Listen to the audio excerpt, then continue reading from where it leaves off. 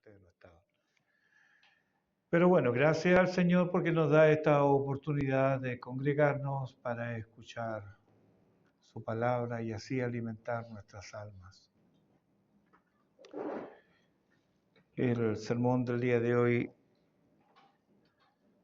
lleva por título La disciplina del peregrino en la persecución por ser sus hijos.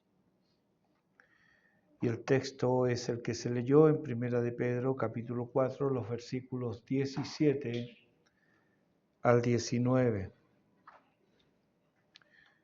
Hemos venido hablando de disciplina, pero no en el sentido de disciplina punitiva, aquella que recibimos luego de la transgresión voluntaria y deliberadamente, una norma que recibimos, unos más, otros menos, en los días de nuestra formación infantil.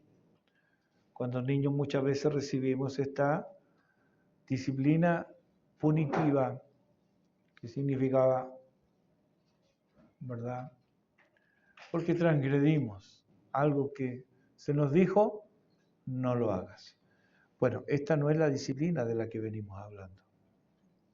Más bien la disciplina que recibimos como peregrinos es la disciplina formativa. Los peregrinos tenemos nuestra cuota de sufrimiento en este mundo mediante la cual Dios transforma nuestro carácter, ablanda nuestras maneras y amortigua el pecado remanente en nosotros. Detrás de un peregrino maduro hay una huella de sufrimiento. Todo santo de Dios cojea, y ninguno va a llegar indemne a su presencia.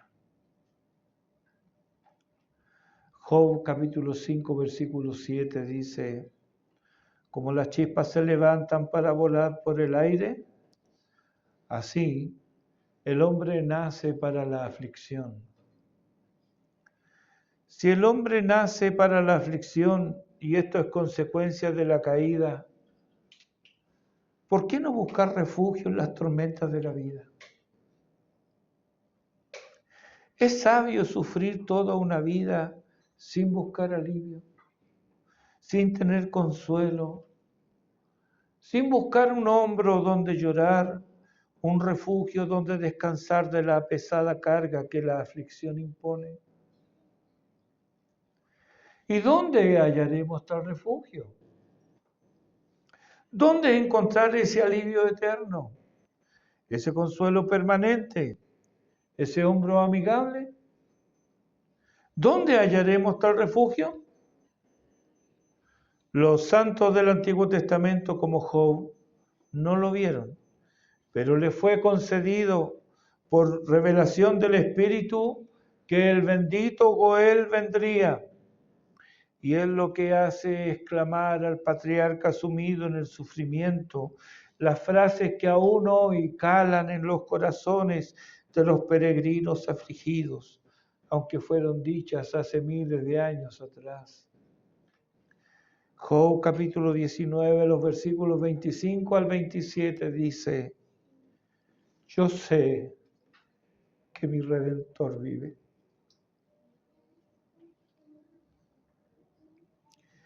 Y al fin se levantará sobre el polvo.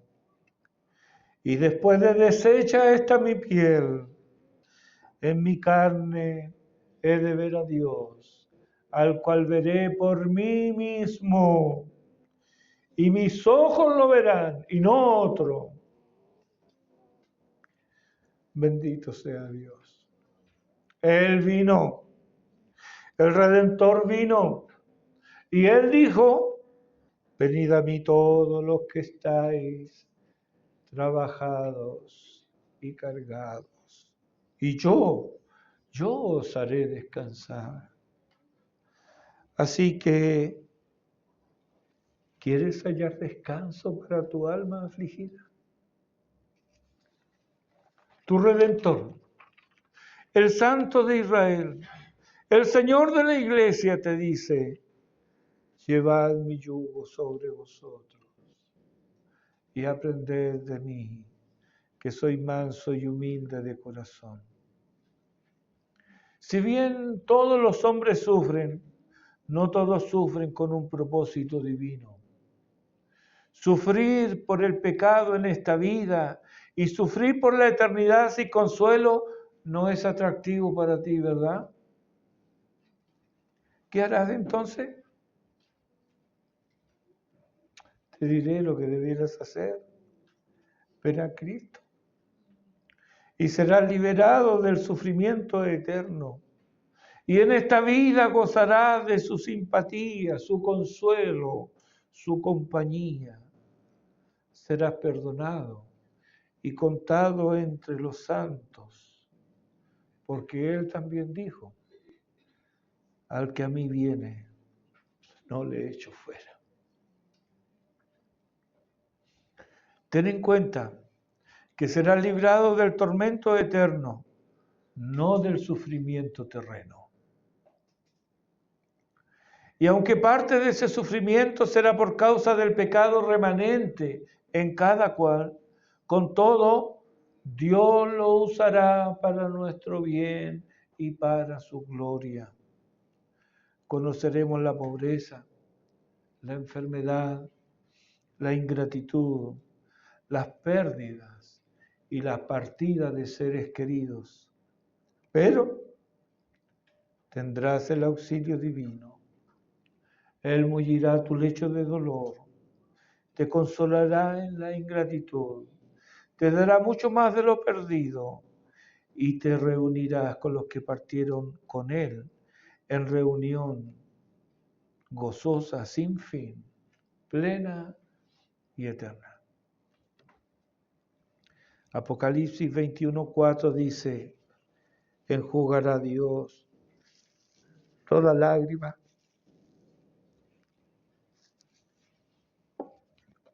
Los peregrinos lloran. Enjugará Dios toda lágrima de los ojos de ellos, y ya no habrá muerte, ni habrá más llanto, ni clamor, ni dolor, porque las primeras cosas pasaron. Y el que estaba sentado en el trono dijo, he aquí, yo hago nuevas todas las cosas. Todavía no han pasado esas primeras cosas. Las estamos viviendo aquí y ahora. Los peregrinos sufren en este mundo y sufren por dos motivos. Sufren de parte de los hombres por ser creyentes. Eso lo vimos el domingo pasado, ¿verdad? Pero también sufren de parte de Dios por ser sus hijos que necesitan de esta disciplina. Y con la ayuda de nuestro Dios, es lo que veremos hoy al reflexionar en el texto que hemos leído de 1 de Pedro 4, versículos 17 al 19. Dice el versículo 17, porque es tiempo de que el juicio comience por la casa de Dios, y si primero comienza por nosotros, ¿cuál será el fin de aquellos que no obedecen al Evangelio de Dios? Dios no hace acepción de personas. Y la idea de que el juicio comienza por los que le pertenecen, por los suyos, por su casa, es una declaración repetida profusamente por los profetas, que así animaban al pueblo a volverse a su Dios. Jeremías 25:29. Porque he aquí que a la ciudad en la cual es invocado mi nombre, yo comienzo a hacer mal. ¿Y vosotros seréis absueltos? No seréis absueltos. Ezequiel 9, ese te lo dejo como tarea, léelo en tu casa. Ezequiel 9. En Amós 3:2 dice, a vosotros solamente he conocido de todas las familias de la tierra, por tanto os castigaré por todas vuestras maldades. Dios no hace excepción de personas. Aunque el lenguaje de Pedro suena parecido al lenguaje de los profetas, con todo, hay una diferencia fundamental y es esta. El pueblo de Dios, Israel, se negaba a escuchar a Dios cuando Él hablaba por medio de sus profetas. Un resumen triste y lamentable lo encontramos en el segundo libro de Crónicas, capítulos 36, versículos 15 y 16.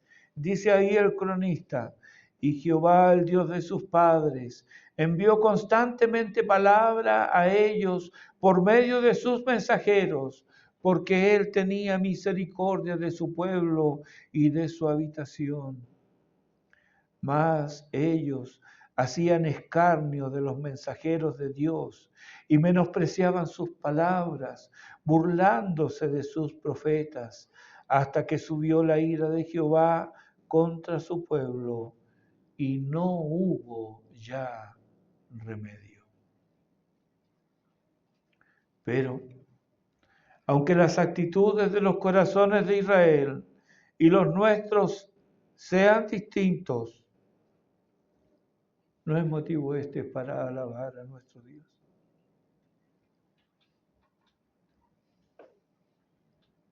Si fuéramos dejados a los deseos de nuestro corazón, seríamos igual que Israel.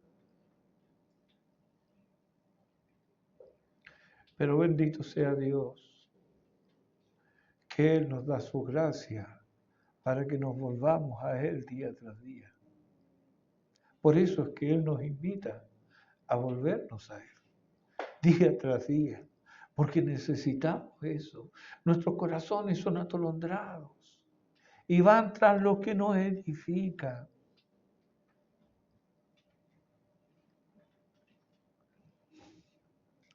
Así y todo, la estrategia divina no cambia, pues sigue usando el método de disciplinar a los suyos por medio de los impíos. Dios usó a los asirios y a los babilonios para disciplinar a su pueblo, pero ellos mismos no quedaron sin castigo. Los asirios y los babilonios fueron usados como el castigo de Dios para su pueblo, pero ellos mismos también fueron castigados. De la misma manera, Dios usa a los incrédulos para disciplinar a sus hijos. ¿Cuántos aquí no han sido humillados por incrédulos? ¿Por qué Dios lo ha permitido? ¿Será tal vez que así trata con tu orgullo? ¿Cuántas injusticias no están diseñadas por Dios para enseñarnos a callar y a esperar en Él? ¿Cuántas calumnias no son esgrimidas para enseñarnos a soportarlas por amor a Jesús? ¿Cuántas sospechas y malentendidas no están diseñados para ejercitarnos en la paciencia?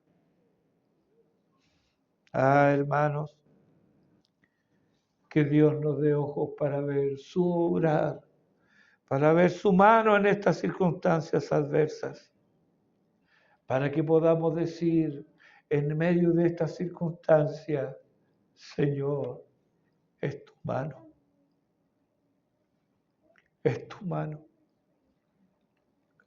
Cuando el reino de Israel se dividió a la muerte de Salomón y solo quedó con Roboam su hijo, las tribus de Benjamín y Judá, Roboam reunió a su ejército para pelear contra las tribus sublevadas. Pero un varón de Dios se levantó y dijo al rey, lo encuentra en el primer libro de Reyes, capítulo 12. Le dice este varón al rey, así ha dicho Jehová, no vayáis ni peleéis contra vuestros hermanos, los hijos de Israel. Volveos cada uno a vuestras casas, porque esto lo he hecho yo.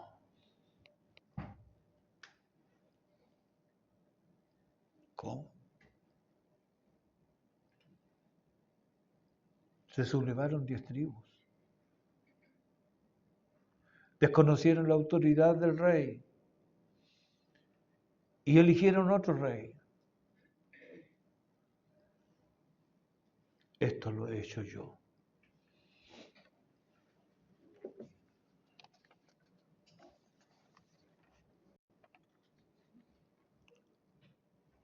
Hay un himno que cantaba cuando niño. Dice, ni las hojas de los árboles se mueven, si no es por tu poder. Nada ocurra que Dios lo sorprenda. Nada pasa a sus hijos que Dios no lo ha diseñado para su bien. Esto es medicina amarga, pero es medicina necesaria. Las aflicciones, las persecuciones y los contratiempos, los desengaños y el sufrimiento que conlleva, y todo esto soportado por amor al Evangelio, entra en lo que nuestro Padre Celestial ha dispuesto para nosotros como disciplina formativa. Pues su propósito es que todos lleguemos a la unidad de la fe y del conocimiento del Hijo de Dios, a un varón perfecto, a la medida de la estatura de la plenitud de Cristo. Todo esto forma parte del fuego de prueba, del crisol en que se prueba el carácter y por ende la obediencia del creyente a los propósitos divinos. Por eso nos ha dicho en el versículo 12 que no debemos sorprendernos ni desanimarnos, sino que debemos gozarnos de sufrir con un propósito mucho más elevado que solo experimentar sufrimiento, como es el caso de los impíos. Versículo 18 dice, y si el justo con dificultad se salva, ¿en dónde aparecerá el impío y el pecador? Si el juicio de Dios sobre los suyos es tan severo, a pesar de ser formativo, ¿qué será de aquellos que rehúsan venir a la fe? Pedro nos dice que el juicio sobre los creyentes ha comenzado. Constantemente somos disciplinados para nuestro bien y para su gloria. Pero cuando habla del incrédulo, como que el sufrimiento que experimenta ahora no le sirve de nada. Es sufrimiento inútil, pues se habla de el fin de aquellos que no obedecen al Señor. El sufrimiento reservado para ellos está reservado al fin. Esto es sufrimiento eterno. Y esto echa por tierra una idea bastante popular, y es que muchos creen que si alguien sufre tanto en esta tierra, entonces eso indicará que pasará la eternidad con Dios. Y escuchamos, pobre, sufrió tanto, ahora descansa en paz, está con el Señor. No, queridos, nadie es salvo por el sufrimiento. Nadie es salvo por el sufrimiento propio. No somos salvos somos salvos por el sufrimiento y muerte de uno solo, de Jesucristo. Así lo dice el mismo Pedro en 3:18, porque también Cristo padeció una sola vez por los pecados, el justo por los injustos, para llevarnos a Dios. Somos salvos porque Cristo entregó su vida por nosotros. Ninguno de nosotros es salvo ni será salvo por buen comportamiento.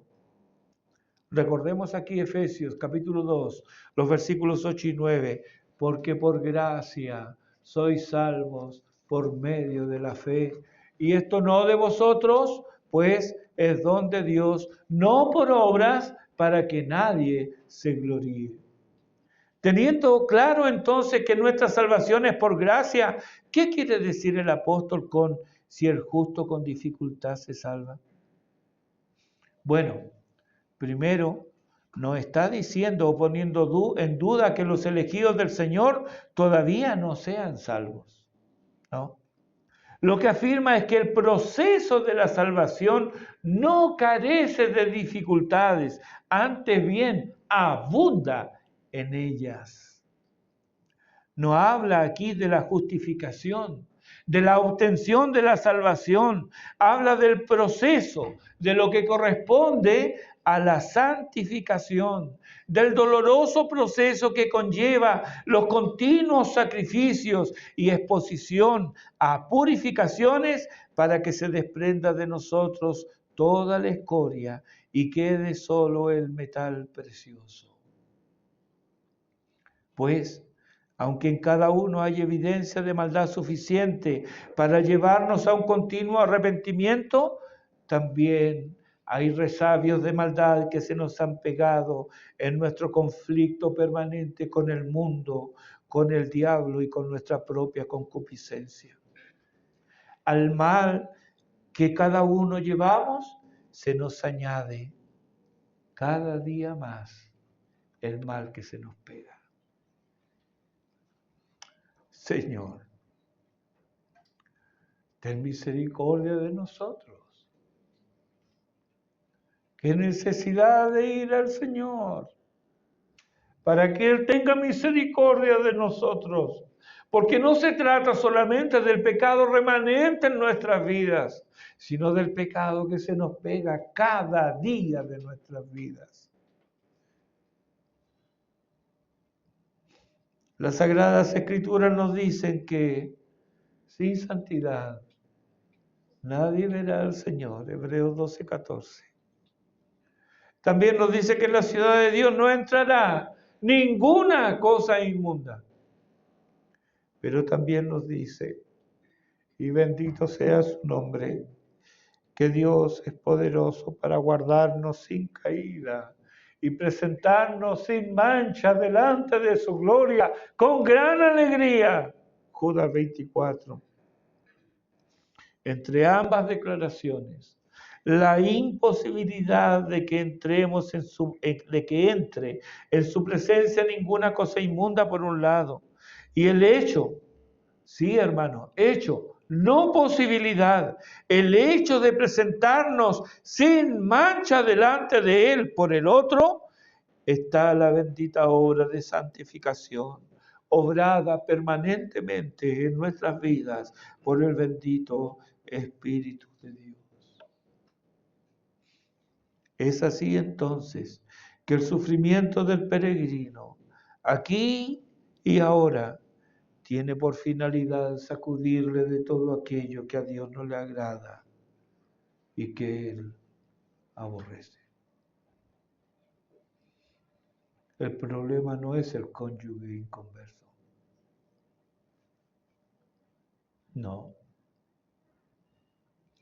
El problema no son los hijos inconversos. Dios los está usando para forjar su carácter en nosotros.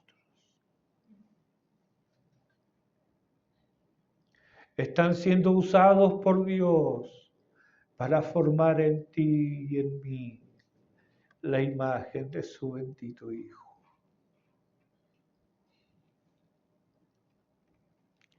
Cada gota de sufrimiento ha sido por Él medida en cantidad y en amargura, para darnos el consuelo debido y endulzar nuestras almas con su presencia. Cada situación injusta, cada menosprecio, cada pérdida ha sido meticulosamente calculada por su mente maestra para que no confiemos en nosotros mismos, sino en aquel que dejó la gloria del cielo para elevar a criaturas miserables de las miasmas del pecado en que estaban sumergidas a las alturas de la gloria del Padre. Bendito sea nuestro Dios. Él sabe lo que está haciendo con nosotros. Él lo sabe. Él conoce la situación particular que cada uno de sus hijos vive. No escapan a su control. El bloque de mármol debe ser repetidamente golpeado y cincelado por el brazo del artista. La obra de arte está en su mente, pero también está escondida en el bloque de mármol.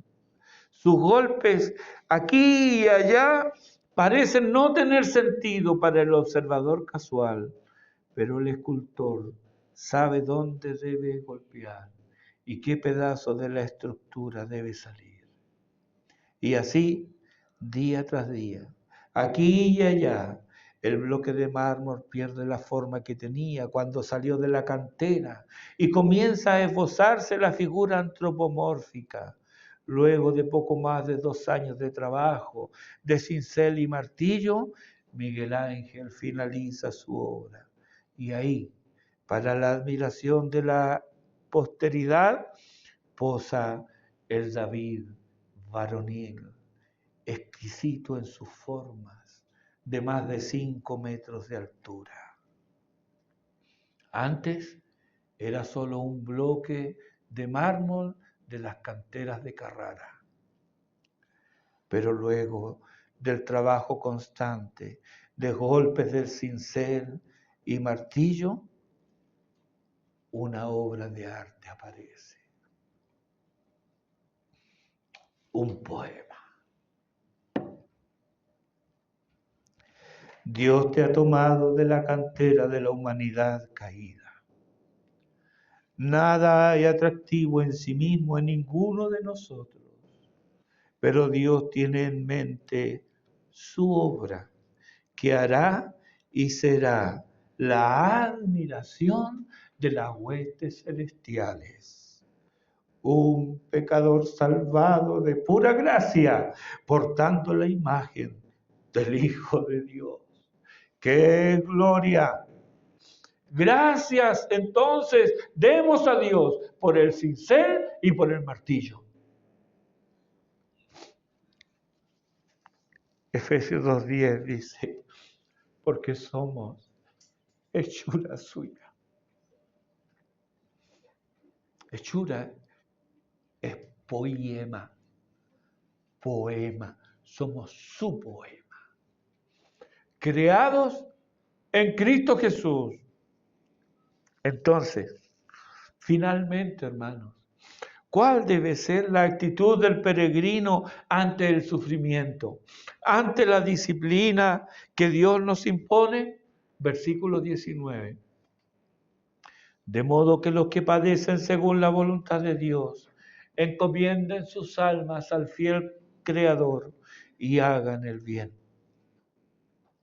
¿Cuánto erramos por no atender, por ignorar la palabra de Dios?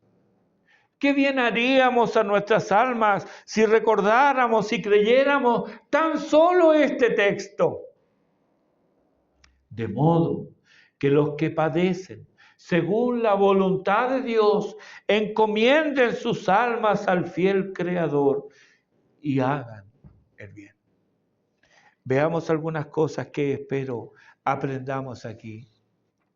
Primero, nuestro texto dice que las buenas obras, nuestro texto dice que los buenos padecen, que no se libran de padecer por ser buenos. Muchos hijos son causa de dolor y vergüenza para padres piadosos. Desde que David lloró a su hijo Absalón, muchos padres han lamentado las vidas profanas de sus hijos. Bach fue un hombre piadoso, tuvo 9 hijos, 2 murieron en la infancia y El resto tuvo similares dones a sus padres, excepto uno, que huyó estafando a las autoridades de la ciudad para vergüenza y dolor de su padre. William Carey fue también un hombre piadoso que tuvo que vivir 12 años con su esposa enajenada mental, que llegó a atentar contra la vida de su esposo en 2 oportunidades y cuyo hijo mayor prefirió representar a la corona de Inglaterra en vez de representar al Rey de Reyes. Fue un gran dolor para Carey. La lista sería interminable, porque no son pocos los pastores fieles que sufrieron la traición y el abandono de sus esposas, el desprecio de sus congregaciones y el abandono de la fe de sus hijos. Esto sin contar los que han sido martirizados por ser cristianos, los que han sufrido dolorosas y horribles enfermedades, y aquellos que fueron olvidados en su hora de necesidad. Cuidémonos de pronunciarnos en el sufrimiento ajeno. No pretendamos saber el porqué de cuál o tal sufrimiento. Si puedes, anima. Pero tanto puedas o no, ora para que Dios asista y fortalezca al sufriente. Y si Dios te da la oportunidad de ayudar, extiende tu mano con gozo, con amor y con misericordia. Sufrir no es sinónimo del enojo divino. Juan capítulo 11, versículo 3 nos cuenta sobre la enfermedad de Lázaro, el amigo de Jesús. Dice ahí, enviaron pues las hermanas para decir a Jesús, mira, escucha cómo le dice, Señor, he aquí el que amas está enfermo. ¿Qué manera más dulce de interceder ante el Señor? Señor, el que amas está enfermo. Oras por tus hermanos enfermos. Oras por los que sufren. Aquí tienes un modelo de oración. Señor, la que amas está enferma.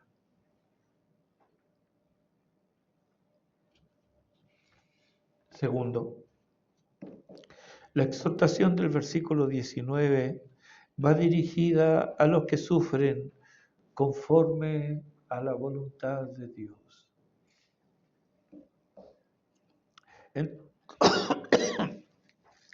Entonces, también hay los que sufren por su propia voluntad.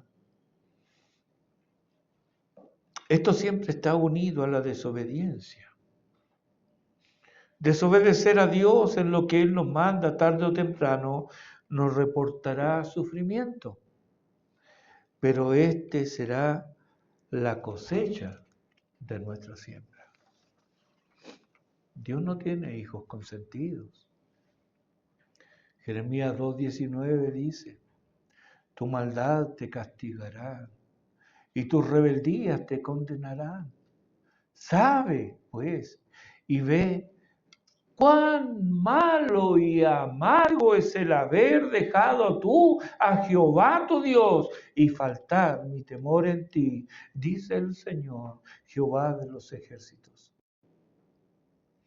Aquellos que sufren conforme a la voluntad de Dios no sufren por crímenes o desobediencias que merezcan el castigo divino. Ellos sufren porque así Dios lo ha dispuesto para el bien de sus almas y para su gloria. 3. Estos que sufren según la voluntad de Dios deben confiar sus almas al fiel Creador. Me estoy aprendiendo un himno en portugués y cuya traducción me resultó muy fácil. Dice así, oh, cuán preciosa y rica promesa de Jesucristo, celeste Rey. Al que confía en su gracia, dice Él, nunca te dejaré. Oh, no temas, Oh, no temas, pues yo contigo siempre seré. Oh, no temas, porque yo nunca te dejaré. Por redimirte yo di mi sangre, ven sin demora, pues te llamé. Y siempre mío, tú eres desde ahora, nunca, sí, nunca te dejaré. Aunque indigno, fuiste escogido. Jamás vaciles, porque te amé. ¿Quién de mis brazos podrá arrancarte? Siempre seguro te guardaré. Es un hermoso himno. Y cantarlo trae seguridad y certeza a mi alma. Debemos confiar nuestras almas a nuestro Dios. Isaías 54:10 dice, porque los montes se moverán y los collados temblarán, pero no se apartará de ti mi misericordia, ni el pacto de mi paz se quebrará, dijo Jehová, el que tiene misericordia de ti. El que te dio el ser, Él te puede proteger de toda circunstancia. Cuarto y último, esta entrega al Señor no es pasividad pura, más bien es una entrega activa. Hagan el bien, dice el texto. No hay excusa para actuar mal y no basta con retener la mano del bien por causa del sufrimiento. No, ejemplo os he dado, dijo el Señor. Su vida estuvo marcada por el sufrimiento, pero Él anduvo en la tierra haciendo bien y bendiciendo a los hombres. Esa clase de vida no es natural. Esa clase de vida es la obra de Dios en el hombre. ¿Ha obrado Dios en tu vida? ¿Le has entregado tu vida a Él? Si es así, entonces vivamos para Él. Termino con la segunda epístola del apóstol Pablo a Timoteo, capítulo 2, los versículos 11 al 13. Palabra fiel es esta: si somos muertos con Él, también viviremos con Él. Si sufrimos, también reinaremos con Él. Si le negaremos, Él también nos negará. Si fuéramos infieles, Él permanece fiel. Él no puede negarse a sí mismo. Dios tenga misericordia de nosotros y nos bendiga. Haga resplandecer su rostro sobre nosotros, para que sea conocido en la tierra su camino y en nuestra nación, que la salvación es del Señor.